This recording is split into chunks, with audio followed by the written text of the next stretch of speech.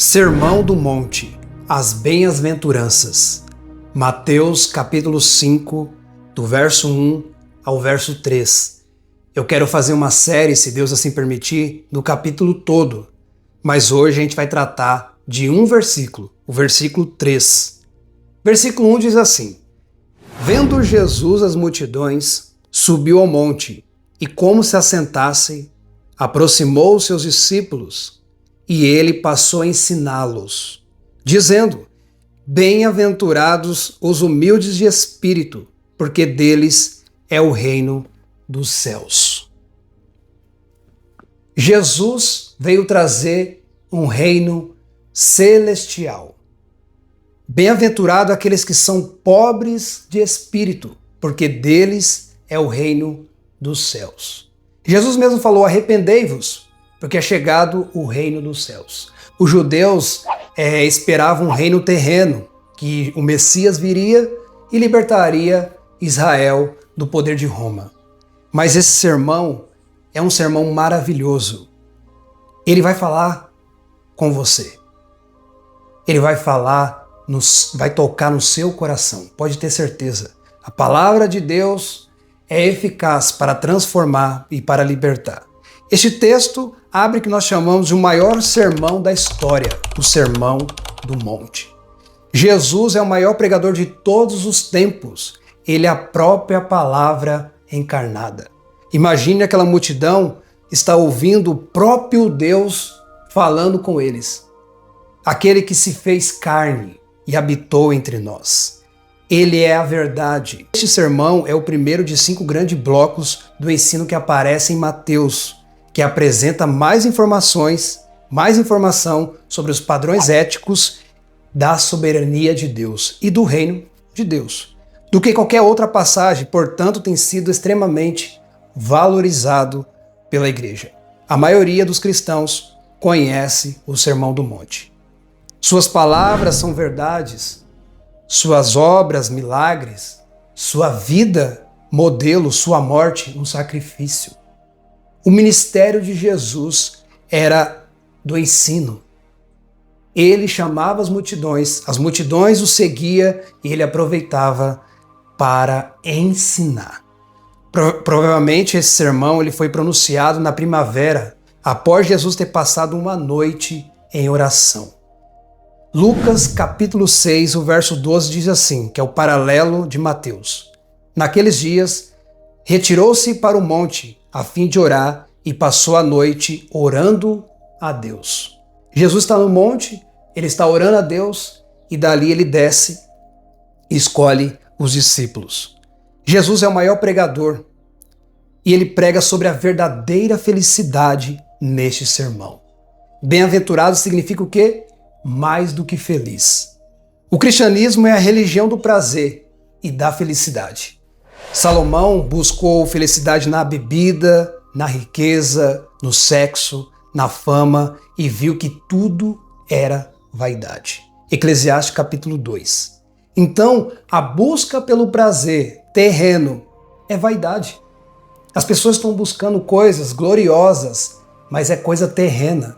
Buscai o reino de Deus e a sua justiça, e as demais coisas vão ser acrescentadas.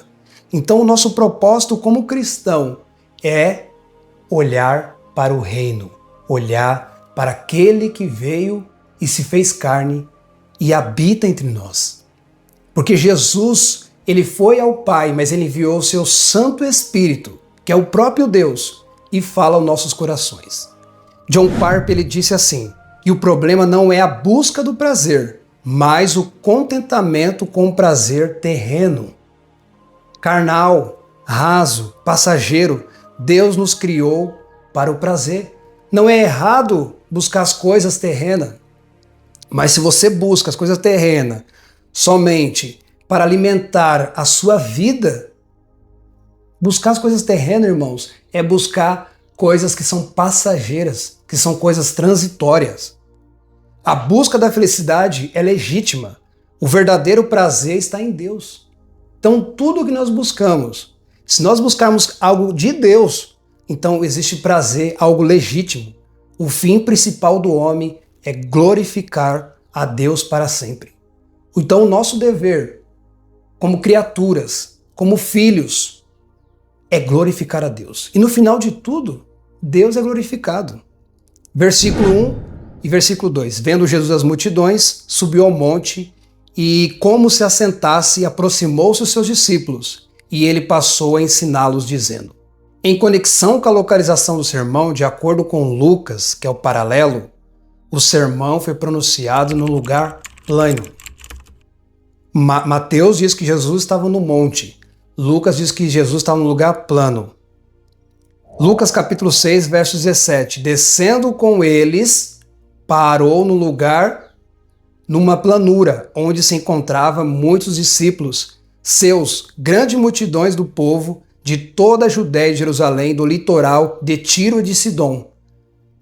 Todos estavam ali para ouvir o sermão de Jesus. Seja qual for o ponto de vista que alguém adote, é evidente que nenhum conflito entre Mateus e Lucas pode ser provado. Não importa se Jesus estava no monte, se ele estava no vale. O importante é que ele estava ensinando a riqueza da sua palavra, porque ele é a própria palavra.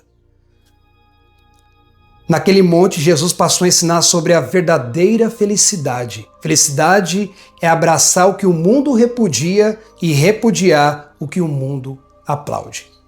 Tem muita gente aplaudindo coisa do mundo. Deveria repudiar, mas vive aplaudindo. Então, nós temos que aplaudir coisas que são de Deus, coisas que são verdadeiramente do alto, e não aplaudir aquilo que o mundo está dizendo. Jesus diz que bem-aventurado é o pobre de espírito, e não a pessoa autossuficiente, arrogante, soberba. A verdadeira felicidade não está nas coisas externas, mas nas coisas internas. Às vezes a gente quer buscar alguma felicidade neste mundo, que ela é transitória, alimenta só aquele momento, nosso ego, mas ela vai passar. O mundo diz exatamente o oposto: bem-aventurados são os ricos. Jesus não diz que bem-aventurados são os ricos, e sim os pobres, os que choram, os mansos. Ser pobre de espírito é reconhecer nossa total dependência de Deus. Não podemos ser cheios de Deus enquanto não fomos esvaziados de nós mesmos. Então não tem como buscar a Deus enquanto o nosso ego, a nossa arrogância, a nossa soberba está em alta. Nós devemos se esvaziar de nós. Uma pessoa jamais sentirá fome e sede de justiça, a não ser que saiba que carece totalmente da graça de Deus. Primeiro Deus chama o pecador. E aquele pecador que agora os seus olhos estão abertos, porque ele estava indo para o inferno, condenação eterna, agora ele consegue entender completamente a sua dependência, a sua carência de Deus, o quanto ele é pobre, o quanto ele precisa de Deus. Feliz é o homem que reconhece a sua total carência e coloca a sua confiança em Deus, somente em Deus. Feliz é o homem que reconhece que o dinheiro, o poder, a força não significa nada. Irmãos, buscar as coisas desta terra é simplesmente correr atrás do vento. Não significa nada, mas Deus significa tudo. Deus é tudo na minha vida, na sua vida. Ele é o resplendor da glória de Deus. Ser pobre de espírito é agir como publicano. Senhor, compadece de mim, porque sou pecador. Jesus contou uma parábola que 2 homens subiram ao templo para orar. Um era fariseu, o outro era publicano. O fariseu começou a se exaltar, se engrandecendo, falando que ele dava o dízimo, que ele fazia isso, fazia aquilo. E ele mesmo disse, o próprio fariseu: não sou igual a esse publicano.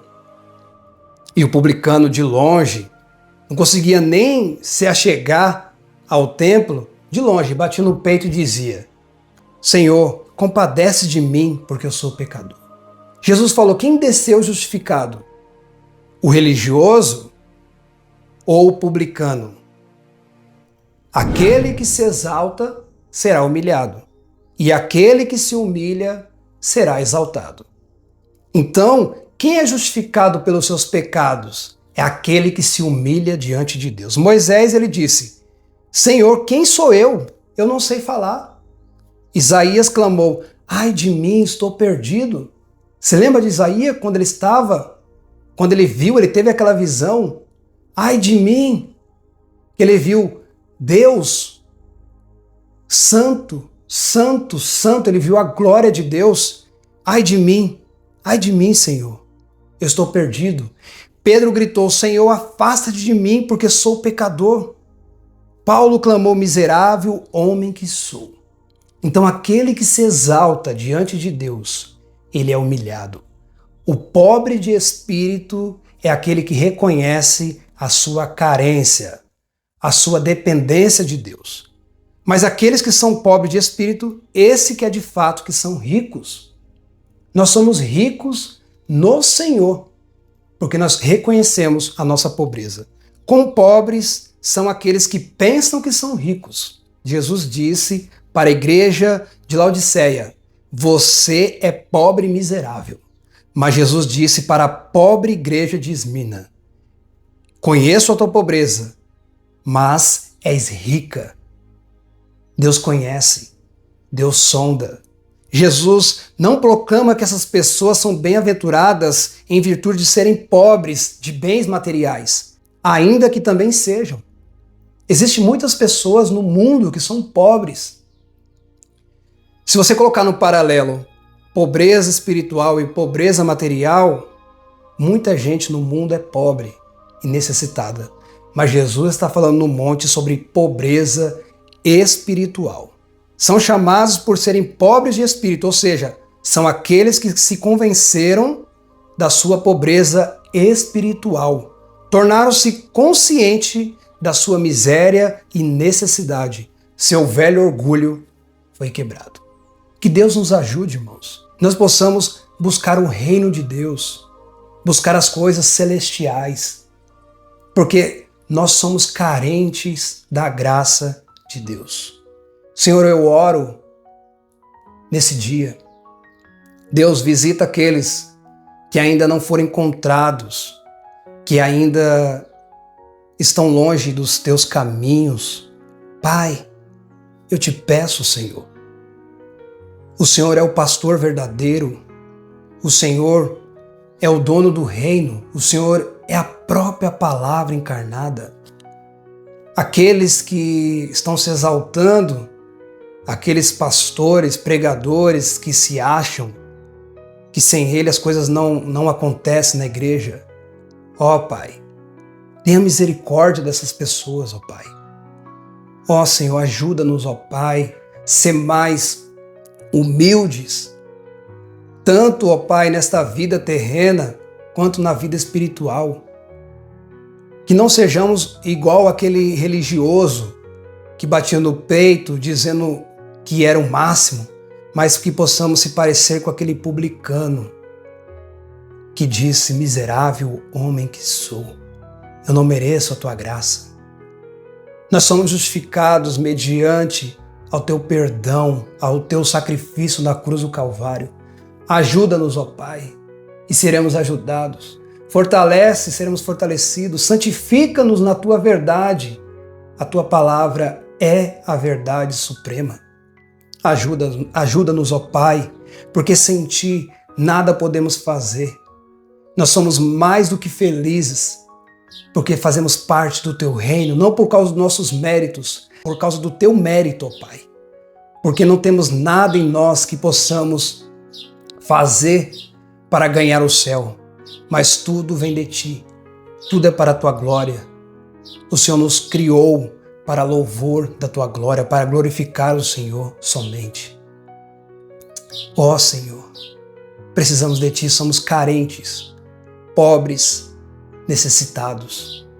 Visita cada um que ouviu esta palavra, que eles possam ser tocados, que eles possam ser transformados pela transformação do teu Santo Espírito, que só o teu Santo Espírito pode regenerar, transformar, abrir os olhos espirituais.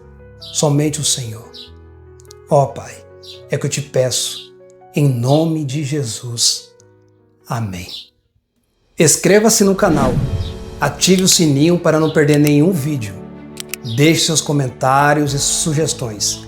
Sua participação é importante para nós. Vamos crescer juntos na fé. Até breve e que Deus abençoe a todos.